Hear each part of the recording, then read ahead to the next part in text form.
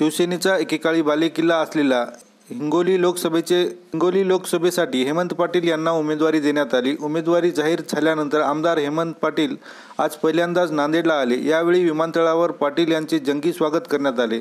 नांदेड दक्षिणचे आमदार असलेल्या हेमंत पाटील यांना हिंगोलीतून उमेदवारी मिळाल्याने त्यांच्या समर्थकांनी जल्लोष व्यक्त केला। विशेष म्हणजे यावेळी हिंगोलीहून शिवसेनेचे शेकडो कार्यकर्ते पाटील यांच्या स्वागतासाठी नांदेडला पोहोचले होते। यावेळी पहिल्यांदाच माध्यमांशी बोलताना पाटील यांनी उमेदवारी दिल्याबद्दल पक्ष नेत्यांचे आभार मानलेत। तसंच शिवसेनेचा बालेकिल्ला आपल्याकडे पुन्हा आणण्यासाठी उमेदवारी दिली असल्याचे त्यांनी सांगितले। खरं म्हणजे हिंगोली मतदारसंघ हा शिवसेनेचा बालेकिल्ला आहे। 1990ला कैलासवासी मारुतराव शिंदेंपासून